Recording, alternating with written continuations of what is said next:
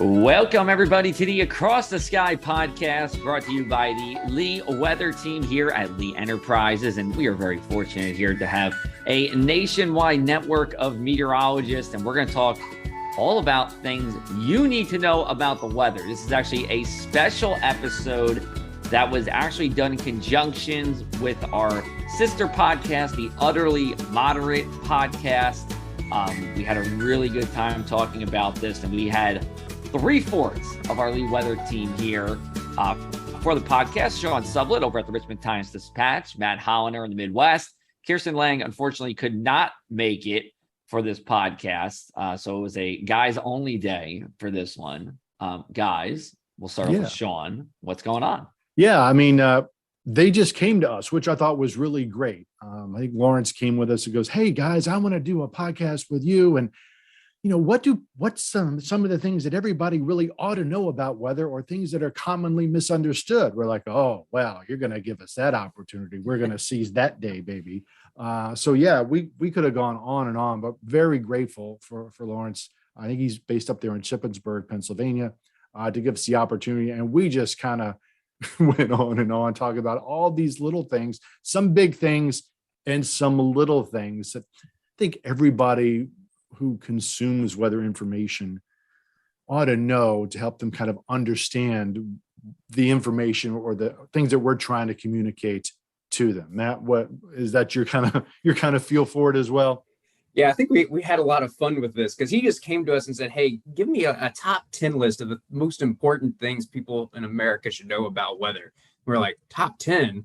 And so we had this shared Google document. We're all adding ideas, and I counted up. We came up with 35 ideas total, and then we had to whittle it down. And we finally, I think, gave him 15 because we couldn't get down to a top 10. So he said, "Here, you choose the 10 that you think." I think we even went over a little bit. I think we ended up covering 11 or 12 topics. But I think after we finished that episode, we said, "Man, this would make a great episode for Across the Sky too." Lawrence, can we borrow the recording and play it for one of our episodes? Because we realized, like, this is good stuff. We actually came up with a pretty good list.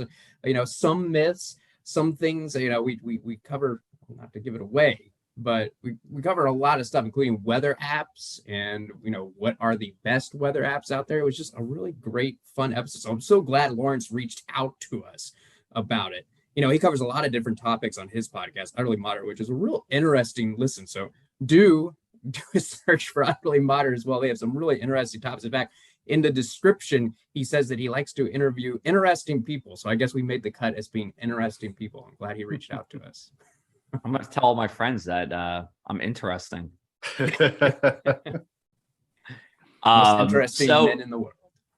What's that, Matt? We're the most interesting men in the world. Interesting weathermen. That's it's like those commercials. It's like those commercials. Right. Cool. Well, I think you guys are going to like this. We got a good episode. As always, we have good episodes. But this one was nice to be brought on someone else's podcast and talk about weather. So we're kind of explaining this in a different way than if there's the four of us were bantering about this. So it's a little different perspective on the weather. Hope you enjoy it here. Without further ado, let's get over to our Utterly Moderate podcast that we did here, talking about the top 10 things you need to know about the weather. Please listen carefully.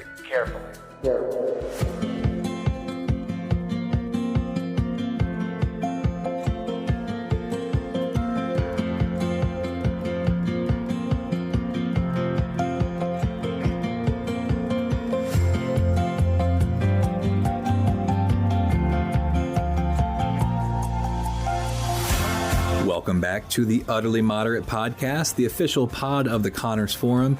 Check us out at connorsforum.org. I'm your host, Lawrence Eppard. I apologize, there's a really noisy thunderstorm going on right now outside my office window where I am taping this show today, so if it's a noisy broadcast, you know why. But at the top of the show today, I want to mention our most recent article in the Connors newsletter, which you can subscribe to in just seconds in the show description in your podcast app or at our site, connorsforum.org. The article takes a look at possible causes of current inflation in the U.S., as well as how U.S. inflation ranks compared to other countries around the world. Hope you check it out and join the Connors crew by subscribing. On today's show, we are joined by the main meteorology team of Lee Enterprises and their 77 newspapers around the country, as well as the hosts of Lee's Across the Sky podcast, which you can find wherever you listen to podcasts. Matt Holliner, Joe Martucci, and Sean Sublett. Their fourth member, Kirsten Lang, was also due to join us today, but she had to cancel at the last minute, and so we will make do with 3/4 of the lead team. Our discussion is going to focus on some of the myths about weather that average citizens like me often get wrong, as well as other cool little weather tidbits. I think it's going to be a great discussion. Lee Enterprises weather team, welcome to the show. Thank you very much. Thanks for having us. So before we begin and get to all the great questions people have about how to interpret weather forecasts and which apps we should use and whether our car thermometers are accurate and all that good stuff, real briefly, can you guys just tell us where do you work, what do you do, and also tell us about your cool podcast about weather, Across the Sky? Take it away, Sean. Okay, well, hi, I'm Sean Sublett. I'm a meteorologist at the Richmond Times-Dispatch. Richmond, Virginia is my hometown. And we have a nice podcast where we talk about all things weather and how it impacts people. And that's the very short version. I'm very excited to be part of that. We're kind of getting the thing up and running over the past couple of months. We've had some great weather guests talking about tornadoes, severe storms, how people interpret severe weather information. It's all been really, really good stuff.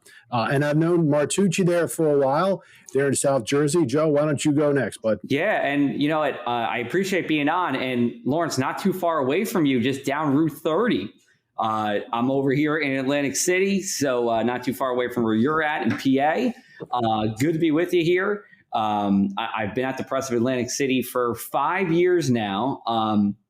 We were the first of our Lee Enterprises publications to have a meteorologist. It was actually someone before me, Dan Skeldon, who paved the way.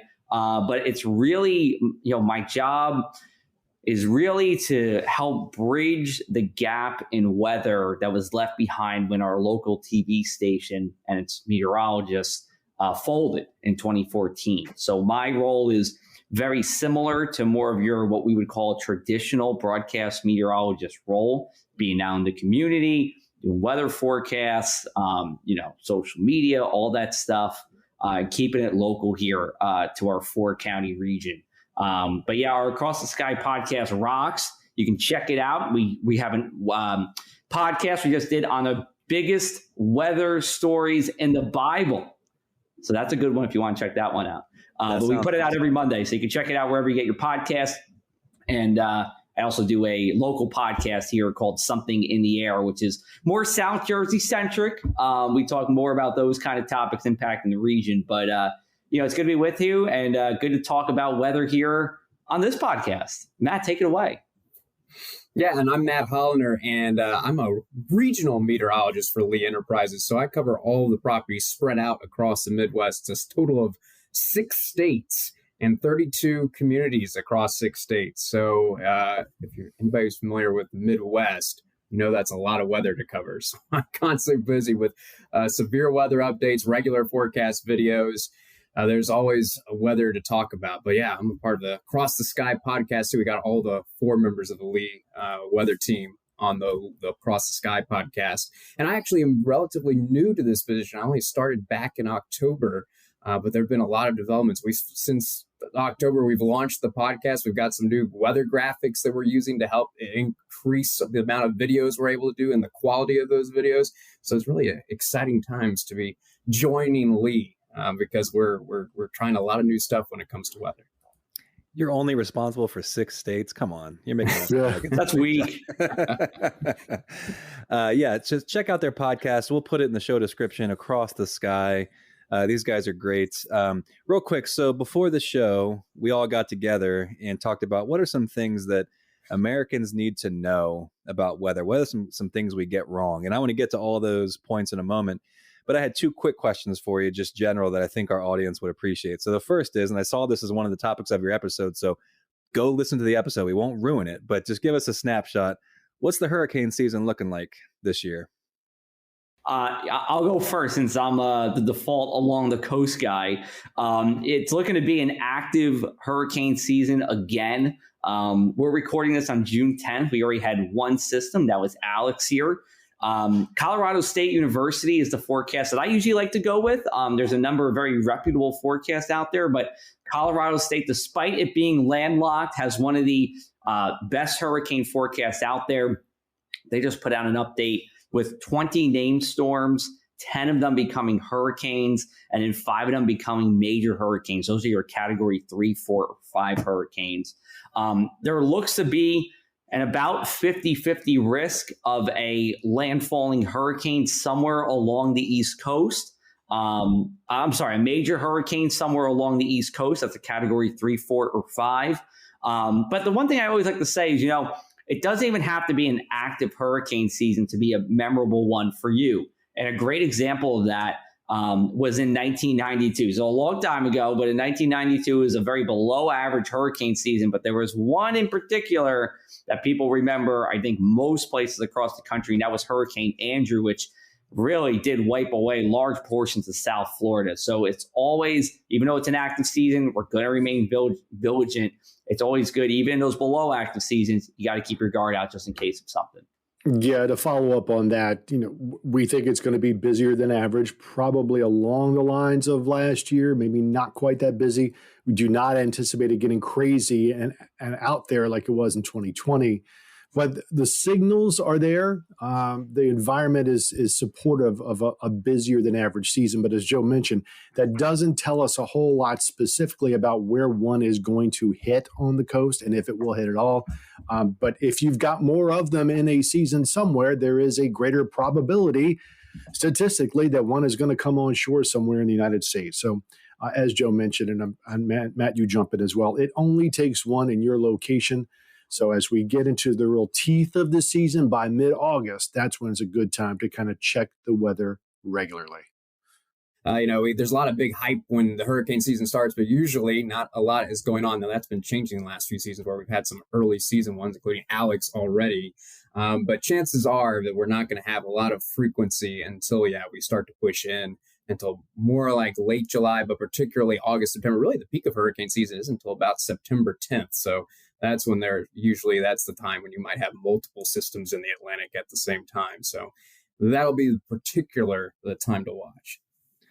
This is why I love having people like you guys on the show. Whenever I pick a topic, get somebody who really knows what they're talking about. So little pieces of information always come out. Colorado State University's got the best, according to these guys, got the best hurricane forecast. So go check them out. We'll link to that in the show notes as well.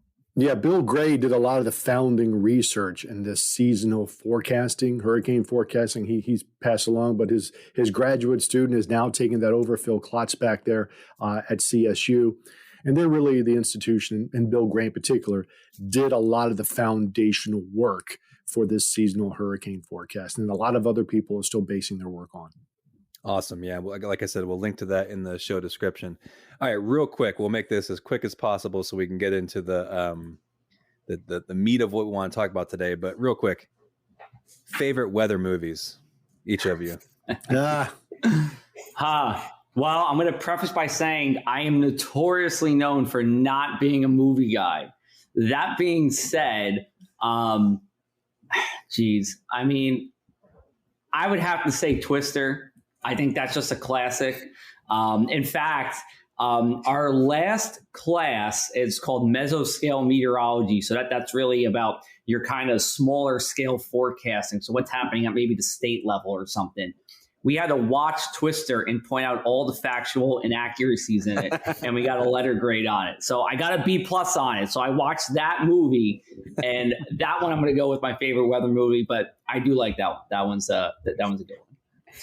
We're actually considering this for a topic of one of our future podcasts, maybe ranking the best weather movies of all time. And I think, Twister is way up there, but I'm going to go with one that's a little different, so we just have some variety here.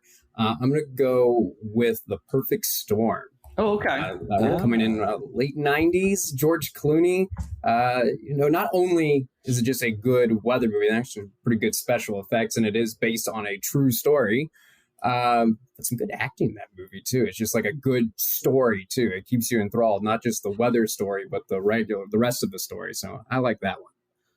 Yeah, and despite some of its drawbacks, I will admit to being a Twister fan, because I was in my mid-20s when that came out, so I was already familiar with chasing and the Storm Prediction Center. So to see some of those things that I already kind of knew about being brought to the big screen was exciting, even though there were some issues, to be sure.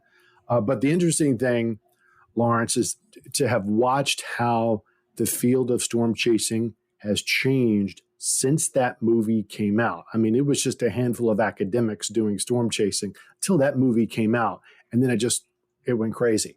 So again, there are some issues with the movie, sure, but it's still my favorite weather movie because it draws attention to storm chasing and the importance of the work that we do. I do think it's kind of ironic. There was that part in that movie where, they're around in the black van, the sneaky bad guy chasers, the corporate. Yeah. I mean, there's so much in that movie that's kind of laughable if you're inside baseball, as it were, to make a good movie. But overall, I enjoyed it. It was a good romp, as it were. I thought for sure you guys were going to say Wizard of Oz, but all right, we'll move on. All right. Okay. So like I said, this team got together and I gave them the question. I said, make me a list, top 10. I think you guys came up with 35, but I said, make me a list of some of the things that maybe Americans should know, we get wrong, some things that we're confused about. So let's get to it. So this is one that I've wanted. This is why I've wanted to have this show for so long. I have been planning on doing this show for so long.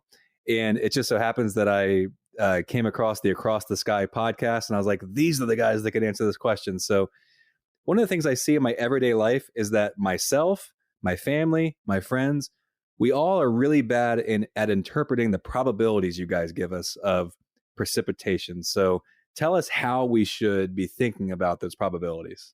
30% chance of rain, 30% chance of scattered showers. How do we interpret that stuff? You will have meteorologists that disagree about this, for one thing. All right. It does have a physical, statistical meaning. What is the percent chance of 1/100th of an inch of rain falling somewhere in your forecast area of responsibility? Yeah. So what does that even mean, right? So a lot of meteorologists who do operational forecasting, who do the day-to-day weather forecasting, will kind of take that number and try to correlate it to what you should kind of expect.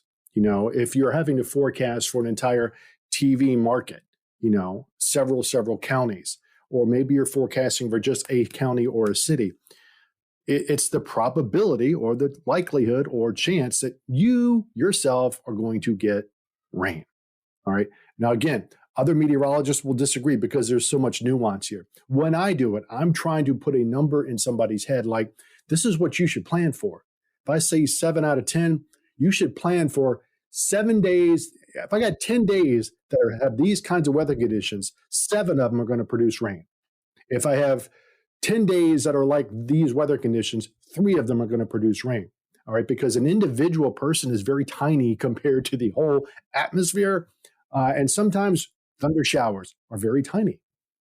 So this is, I know it gets kind of nebulous, a little wonky for a while, but when I use that number, that's what I'm trying to convey to somebody. How prepared should you be for getting some rain today?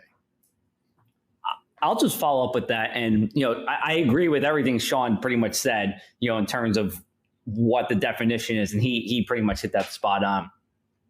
I tend to think that probability precipitation is almost a little outdated because I believe, in Sean or Matt, back me up, I believe the actual definition is the percent likelihood of something happening over an X amount of an area. So if you're talking about your local county, if you think, there's a 50% chance that 50% of your area is going to have rain, it's a 25% chance of rain for the county. It's Does that sound good so far, guys? I think I'm on the right path, right? And again, it depends on how big your forecast area is, right? Right. But the thing is, given that it is 2022, Right. People want to know what's happening right where you are, right? There's little tolerance for zonal forecasts, which, by the way, I think helps people like in our position, like Sean, Matt, me, that are forecasting for localized areas, but that's another story. I almost tend to avoid, and I do avoid using probability of precipitation. I will say there will be isolated showers and storms, or scattered showers and storms, or there's going to be periods of rain, or it's a boom or bust scenario. Either we're going to get a whole bunch of them or we're going to get nothing. I think the percent chance, people get hung up on the fact that it's a percent chance rather than telling them something that's an action word for them or something that they can understand. Like, great example is, we're recording this on a Thursday, or excuse me, on a Friday. Someone's asking me, hey, can I go to the beach tomorrow on Saturday? I said, well, listen, you could get lucky and dodge all of these showers and storms, but don't be surprised if it rains on you for 45 minutes. I just feel like sometimes there's better ways to explain what's going on than a percent chance. That's my opinion, though. I'm not saying everybody has to do that. That's just my opinion. Yeah, I tend to prefer the words to like isolated, scattered, likely, especially as you start to, with me, I sometimes, though I get hyper local at times, I sometimes also am talking about pretty large areas as well, talking about, eastern Nebraska having a better chance of seeing rain than the central part of the state, for example. And so the larger the area, the less helpful the probability of precipitation gets, and talking about chance of rain. And so it's better to talk about scattered, isolated, likely. But the other thing I'll mention, and one thing to make real clear, is sometimes I think people think that when you have like a 70% chance of rain, that means it's going to rain 70% of the day. And that's absolutely not what it means. In fact, a lot of times, there very rarely are wet days where it rains all day long. A lot of the time, there can be a high chance of rain, 80%, 90% chance of rain, but it may very well only rain for 30 minutes, an hour, maybe 2 hours. A lot of times it's, a line of rain that works over the area. And sure enough, it rains, but it didn't rain all day. So there's certain situations where, there's 100% chance of rain. And yes, it's going to be a real rainy day, but there can also be a situation where there's 100% chance of rain, but it may only rain for about 30 minutes. And so then people will think, well, is that really 100% chance of rain? And technically, if you go by the definition of probability of precipitation, yes. But at the same time, it doesn't 100%, you kind of think it's going to be a wet day. And oftentimes it's not. So that's something to stress. It doesn't mean how much of the day there's going to be rain. And that's where, we still come in, we're still useful as meteorologists to put that clarification. There may be a very high chance of rain, but it may not rain for all that long. Here's something you guys highlighted, and I had no idea about this, and I even after reading it, I'm not sure that I understand. So I want you guys to tell us all about it. One of the measures that we use to tell us how humid it is actually not the best measure. So you guys tell us, when we're thinking about humidity, what should we really be looking at? Oh, man, we could talk all day about this. I'll start again. Well, I hate humidity. I'm a big sweaty guy, so talk all day about it. Let's go. Here's the thing. For the longest time in media, in the 50s, the 60s, the 70s, and the 80s, the weather person would come up, here's the temperature, here's the relative humidity, right? And that's what the weather enterprise, if you will, ingrained in people's consciousness. What's the relative humidity? Not telling them, what is it relative to? Right? It's relative to the temperature, because the higher the temperature, the more physical water vapor can be in the air. All right. It's like if you put a glass of water in a warm room, it evaporates a lot faster than putting a glass of water in a cool room. With me so far? All right. But there's a way to physically measure how much water vapor is actually in the air, as opposed to relative to the temperature or relative to saturation. That's why we say when it's relative humidity is 100%, it's saturated. All right. But the relative humidity on a day when it is snowing is 100%, because it's snowing or raining, all right? But it's almost never 95 degrees and 95% relative humidity. That essentially never happens, all right? One of the figures that we like to use, and that I'm going to push, and this is the hill I will die on, is called the dew point temperature. It is literally the point or the temperature at which dew forms, or there is saturation, right? You've got to have saturation for dew or clouds to form. All right. So the higher that number, the more water vapor is actually in the atmosphere as compared to relative to a temperature. And that's what your body responds to when you go outside and go, wow, it's humid. And your body really starts to notice this when it gets into the 60s. That figure gets into the 60s. When that dew point temperature gets into the 70s, it is muggy. All right. So 60s and 70s would be your benchmark. That's when in the wintertime, in the dead of winter, when that number gets to the 50s, you start to notice it because your body is acclimated differently to it. But that's my soliloquy about why the dew point temperature is so important in terms of how you physically respond or what you physically notice about the humidity. Because humidity can be 100% when it's snowing, and it doesn't feel like it's humid outside. I'll die with Sean on that hill too. I love that you guys have said you're going to die on the dew point hill. Please continue. I really don't like using relative humidity. The only time, and here's the other thing too, and Sean, I don't think you said this exactly. The morning is typically more humid than the afternoon if you're looking at relative humidity. But your dew point can remain the same all day long. So, you can't really even compare sometimes, what's happening. Oh my God, it was so humid this morning and then it wasn't this afternoon. Well, I mean, your dew point was the same the whole time. So in short, I'm dying on that hill with Sean. I love it. I'll be the third to go along with that. Because also remember that when it's 100% relative humidity, what that means is the air temperature is the same as the dew point temperature. So if the air temperature, for example, is 45 degrees and the dew point temperature is 45 degrees, and that's 100% relative humidity, but when it's 45 degrees outside, the dew point's 45, that's not humid.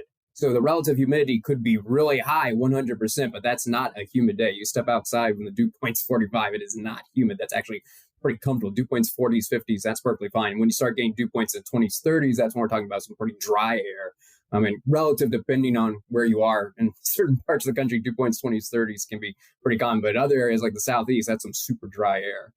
So the big thing to watch out for when we talk about humid conditions, dew points in the 60s, and then very humid, you can talk about dew points in the 70s. It's very rare that you get dew points in the 80s. That's when it's just unbelievably humid. But dew points 60s and 70s, that's what you got to watch out for. That's when it's humid and not feeling good.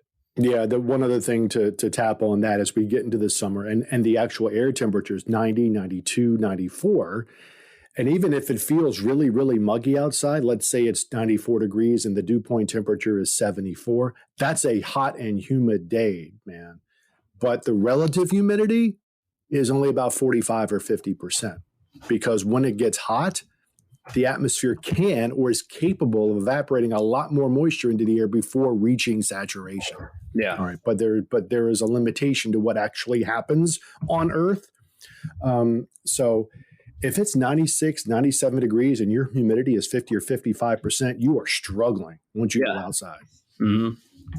This is awesome. I'm learning a lot. Colorado State University for hurricanes, 60s, 70s, dew point. Let's keep on rolling. I have a high standard now for this. I think we can deliver. I think we'll deliver. You're delivering. This is great. All right. So this is one that I've gotten into polite arguments with people about. What exactly is heat lightning? Matt, why don't you do this one since you're in the Midwest? Yeah, heat lightning. The idea behind it is just if it's a hot night, then lightning just spontaneously occurs. But heat lightning in the fact that you don't hear any thunder, you just see lightning, and it's just because it's so hot and humid. That's not a real thing. So it's nothing to worry about, right? All lightning is based from a thunderstorm. Doesn't just spontaneously occur. It is associated with a thunderstorm, but sometimes a thunderstorm can be occurring really far away, so far away that all you can see is the lightning and you're too far away to hear the thunder. And so, no, it's not raining where you are, and you're so far away from the storm, you can't even hear the thunder, and it's just hot and humid where you are, but it's raining somewhere. There's a thunderstorm somewhere. It's cooler somewhere. So lightning doesn't just spontaneously occur in the sky. You may not see the rain, you may not hear the thunder, but there is a thunderstorm somewhere. It's just really far away. So yeah, that's the short version. You're seeing lightning from a thunderstorm that's too far away for you to hear the thunder. And if it's nighttime, right, it's a lot easier to see lightning because it's otherwise dark outside. All right. So that flash is going to travel a lot farther to your eyes when there's no sunlight around. But the thunder dampens out very, very rapidly with distance. All right. So it's easy to see a flash from a storm that is 80, 90, 100 miles away. All right. The other thing is that because the atmosphere sometimes refracts light, it bends it, you will see the flash in the sky, high up in the sky, but you won't see a bolt. All right. The light kind of bounces off of the atmosphere. Sometimes we'll call that a temperature inversion. And that's what you're seeing. But because I have measured this one time, I was coming out of a baseball game and I looked on the far eastern horizon and I could see a thunderstorm. I could see a cloud illuminate. I'm like, wow, that's a long way away. I pulled up my radar. Fellas, this was on RadarScope. By the way, I don't know a meteorologist that does not have the RadarScope app.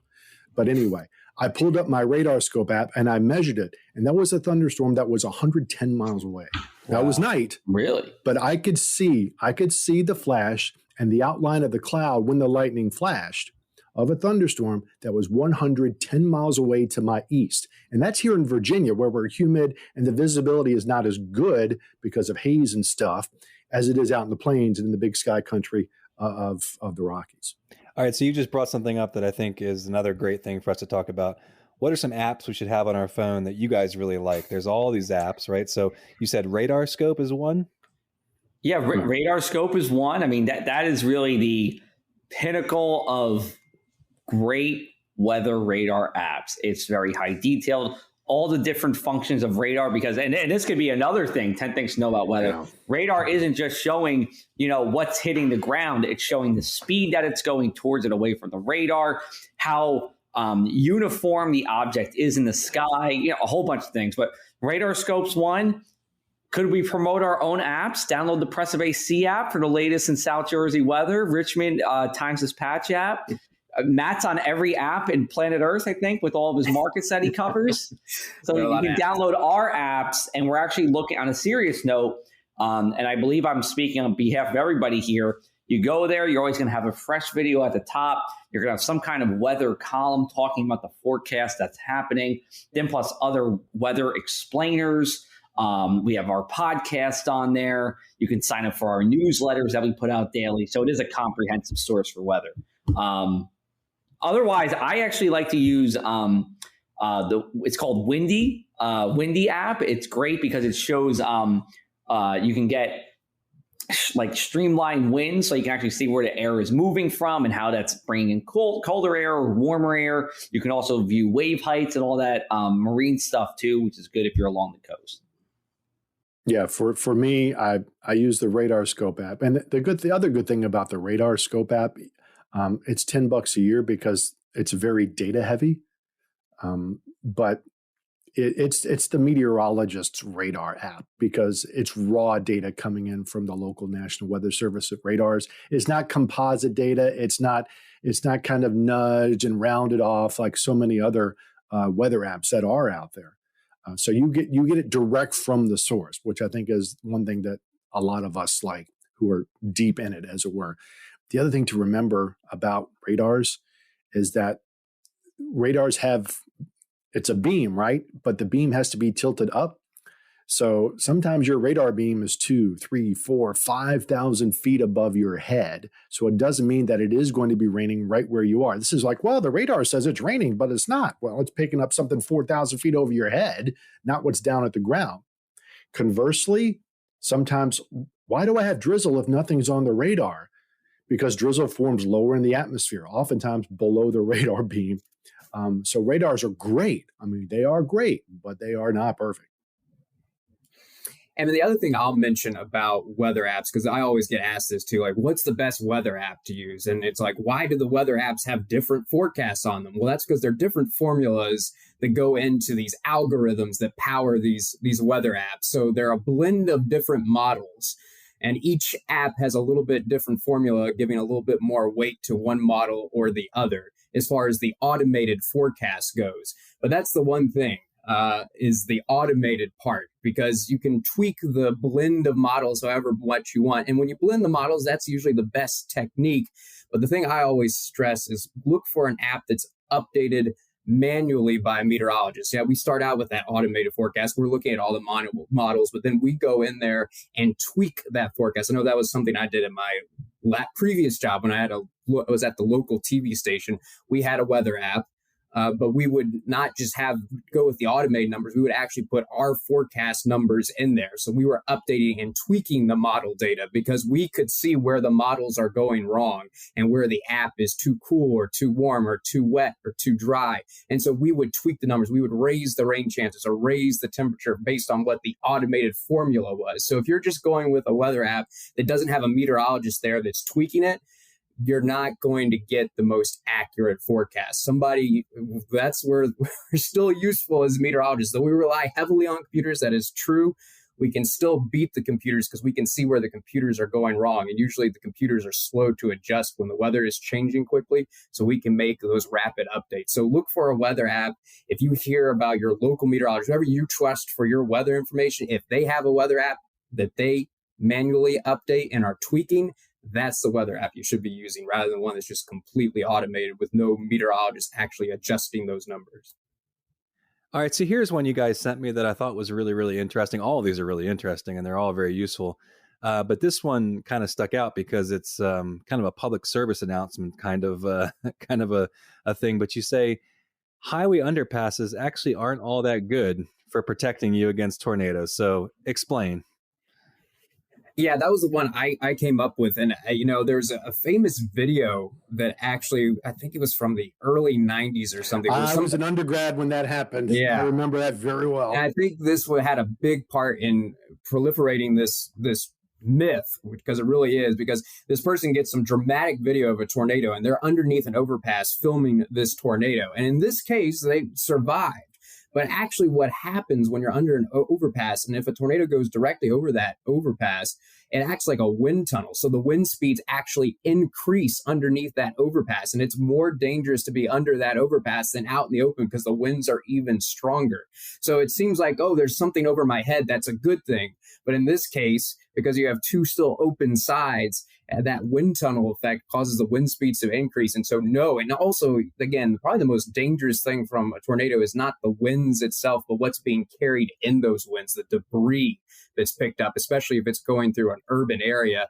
You're talking about tree limbs and pieces of homes and cars and all this debris that's in the wind that can then be funneled under the overpass. Because again, it's open on two sides. And so you have even faster winds moving those objects even faster that can then hit you. So overpasses, and then you see people pull up under the overpass just to keep themselves dry and protect their car from the hail. But if there's a tornado coming, then the winds are going to be stronger and could even flip the car over underneath the overpass. So when you're in your vehicle and there's a tornado warning, if you can see the tornado, obviously drive in the opposite direction from it. Don't drive towards it.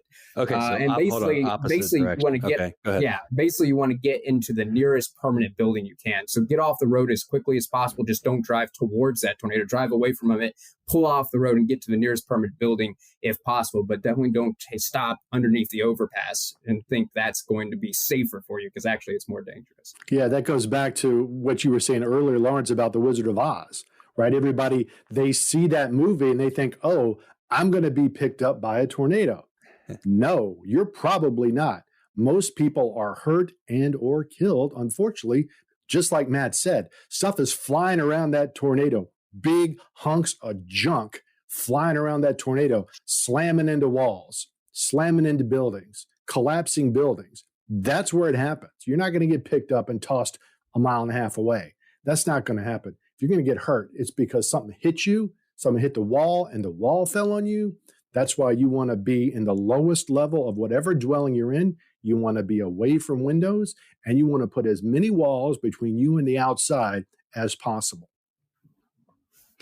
All right, and that was one of the other ones you guys sent me, which was, if you can't get to a basement, at least just get to the interior of the house. But here's another tornado-related one that you guys sent me, which was that don't think you can just park on one side of a lake and, that'll be a moat that will keep you safe. So tell us about lakes and rivers and tornadoes.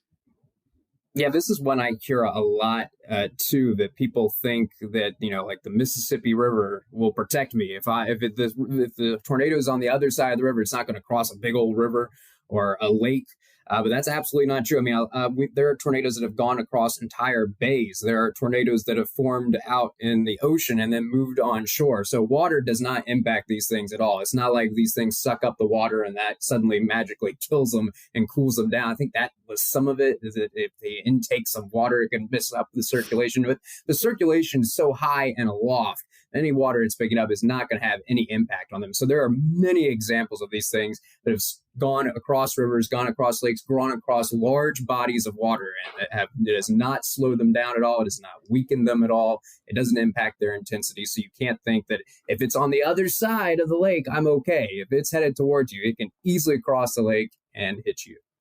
I'll tell you what, probably the most memorable tornado experience I have here at the press was actually from a tornado that started out over water. It was actually during a tropical storm. So tropical storms and hurricanes are actually notorious for bringing tornadoes with them, especially on the eastern side of the storm. But anyway, it's called waterspouts. Is that the same? Waterspouts, right? Exactly. So the only difference between a waterspout and a tornado is where it is at that time. So we were actually tracking early in the morning. This was early. I think it was a Thursday, maybe like 3-4 in the morning. These two areas of spin on radar, and they were both over the Atlantic Ocean. And you can see that they're moving fast, 60 miles an hour. We're like, well, geez, this is actually, from a forecasting perspective, pretty easy. They're there. There's a waterspout over water. It's going to come hit you.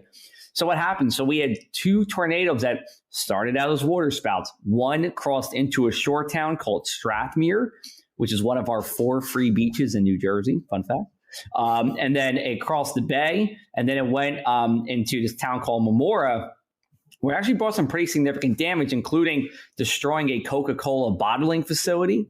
It also brought a good amount of damage to a mobile home park in Upper Township. The other one crossed into the Ocean County, which is in New Jersey, and kind of crossed over Long Beach Island, and then went over the bay and then crossed again into the mainland, where it eventually fizzled out. So yeah, I mean, tornadoes over water, also known as waterspouts, are just as dangerous because there's a good chance they could be going west or west from the Atlantic Ocean into the shore, or like Matt said, can go over a lake or a river. It will cross no problem. All right, fellas, lightning round. You ready? Let's do it. All right, so it's lightning outside, but hey, I've got double protection. I've got my sneakers on with the rubber soles, and I'm in my car with tires. Man, I'm good. Your car will keep you safe, but it's not the rubber tires. It's the metal frame. The lightning will travel through the metal outer frame of the car, keeping you safe inside because it's going through the metal outer frame, but it has nothing to do with the rubber tires, actually. Yes, Google Faraday cage. That's what's keeping you safe. There's far too much voltage, too much strength in that lightning. Your tires and your sneakers aren't going to do a damn thing. Excuse me. All right. Well, I hear that it's a Category 1 storm, hurricane coming. So I'm not too worried. I'll just stay here. Can't do any damage. Cat 5 is really what I'm worried about. True. Yo, God, I'm sorry. No, go ahead. You know what was a Category 1 hurricane? Sandy. Sandy was a Category 1 hurricane up until it made landfall. Then it transitioned into something called a post-tropical cyclone. That's a story for maybe the next podcast, next time we come on the podcast. But, the hurricane categories are just a function of the maximum sustained winds. It tells you nothing about the rain that's going to come with it. It tells you nothing about the size that's going to come with it. It doesn't really tell you much about the storm surge or the water above normally dry ground that comes with it either. It's strictly a function of wind. All right, and last one. I'm sure you guys have heard this. I've heard it a lot from my, let's say, older relatives. Oh, ever since I was a little kid, the weatherman was always wrong. Forecasting hasn't gotten any better over the years. I don't mean to trigger you guys. I don't actually mean that, but I have heard that before, and I'm sure you've heard that criticism before, and I want to let you respond to it. Good luck with that. I'll start. So, I have a couple things to say about this. I'll break it down. One, you got people asking me on Monday what the weather's going to be like this weekend. So obviously they have some level of trust that you're going to be able to provide some kind of forecast 5 or 6 days out. The other thing, too, is that it's not just men who are part of meteorology. We have a number of women who are meteorologists as well. I think the term, weatherman or weather woman has fallen by the wayside. Still some people who say that, but generally like to refer ourselves as meteorologists because it is a science and we're studying it. The other thing is, too, we're not going to be right all the time. I mean, I have no problem saying that. I don't think Matt and Sean would either. But we are definitely more right than not. And when you are looking at your phone app and you're seeing that there's a 30% chance of rain on Saturday and you have your big family annual barbecue that day, you're probably going to want to talk to a meteorologist, not your phone app, to get the answer for that. Yeah, the line I hear a lot is, I wish I could have a job where I could be wrong 50% of the time. Yeah, so do I. Oh, I don't even fight that anymore. I just say, I got paid on Friday. That's one that, we've all heard quite a bit, but we are more right than 50% of the time. And I think, the compared to where we used to be, I mean, we have come so far, and that in some ways it's our greatest enemy at the same time. As we get better, the public starts to build confidence in the forecast. Right. And so they want us to go even farther out in time because we can be so accurate sometimes, especially in the next 24 hours. We can get very detailed. These high resolution models that we have now are really incredible at how close they can really match what's actually going to happen. But the problem is these high resolution models require a lot of computing power, so they don't go out very far. They can only go out about 24, maybe at the most 48 hours. And that's why we have a lot of confidence there, and we can get into a lot of detail throughout the next 48 hours. But beyond the next 48 hours, we don't have as many models to look at, and things start to change. Again, the atmosphere, the biggest problem with the atmosphere is it's always moving, it's always changing, and we're always trying to keep up with it. We're sampling what's happening now in the atmosphere and then projecting how what's happening now is going to change with time. But while we're doing that processing and trying to figure out how it's going to change, it's already changing. So we're always behind and always trying to play catch up. And as computers get better and faster, that's what's probably helped the most and what is improved these forecast accuracy. But there's always that limitation because we also have gaps in the data. We don't have a clear picture of what's happening right now because we would need to not only know what's happening at the surface, but high up in the atmosphere as well. And we don't have enough weather balloons that are going up to sample all these different places high up in the atmosphere. So that's a limitation as well. If we had more weather balloons, even faster computers, the forecast could get even more accurate. But we're limited by our tools. They're getting better, but we've come a long way. Talk to my favorite story of all time when it comes to meteorology is what happened with the Galveston hurricane in 1900. And meteorologists existed back then, but boy, they completely missed that it was going to hit Galveston. It ended up being this deadly storm. But that would never happen today. There would be so much advanced warning, and we see it now. People can evacuate from the coast. So we've come so far as a field of meteorology. There's still room for improvement, but we're getting better and better. Yeah, we're a victim of our own success on some level. All right. Well, the Lee Enterprises weather team, you guys are so great and so informative. I've learned so much. I'm sure our listeners have learned so much. Check out their Across the Sky podcast. We'll put that link right there in the show description. Matt Holliner, Sean Sublett, Joe Martucci, and of course, Kirsten Lang is a part of that team as well, but she couldn't make it today. Thank you guys so much for joining the program. Thank you. Yeah, we appreciate it. Look forward to coming on soon. Thanks again. Appreciate it. Enjoyed it. So that was it. That was our episode of the Lee Weather Team taking over the Utterly Moderate podcast. Shout out to Lawrence Eppard for having us on again. Check out his podcast, the Utterly Moderate podcast, if you have some time here. Guys, what'd you think? It was fun. I mean, it really was fun. You could tell we were risking going down a rabbit hole and a lot of different things. But as he has told us since, he would love to have us back and talk more about some of those rabbit hole topics. So believe you me, there's plenty of time to attack those later. But as you said, Joe, it was really nice him inviting us on. We covered a lot in a shorter amount of time. I think my favorite part, though, is when all three of us died on the Dew Point Hill. Oh my gosh. We're That's a hill. We all we all spent a lot of time talking about that. We were all very passionate about it. It's like, but use dew point, not relative humidity. Ignore relative humidity. Don't be scared of the dew point. Don't be scared. Open your mind. Free your mind. The rest will follow.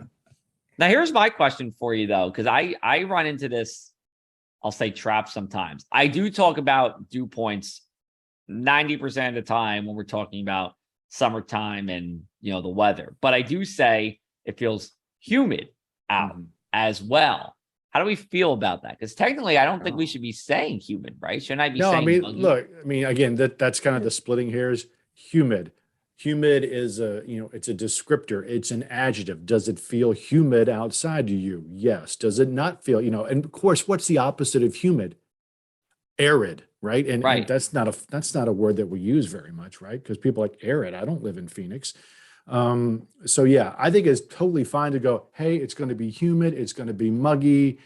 You just push those adjectives and you don't necessarily have to say a number. But if somebody they want to quantify it, then this is how we actually measure the humidity in a more direct way or more absolute way compared to a relative way, which is relative to the temperature. And again, this isn't something that we fix in a week. So those are the strategies that I've been trying to use over the years. I'm feeling a humidity versus dew point episode coming up. Oh my gosh, we would just bore the snot out of everybody. Yeah, you got to really be if you're a hardcore Across the Sky podcast listener, maybe we'll make that one special for you. But we don't want to put you guys to sleep. Could get a little bit. It's not as exciting as heat lighting. That was another one that we covered. Yeah, and trying to, especially during the summertime, you hear that a lot. All these like warm, humid nights, and it's like, oh, that lightning in the distance. There's no thunder. It must be heat lightning. And it's like, it's just regular lightning. There's a thunderstorm out there. It's too far away to hear the thunder. Yeah, so I think that was another one that I enjoyed, talking to him about, because that is another one, a weather myth that does get shared a lot. We didn't even bring that up in our lightning episode.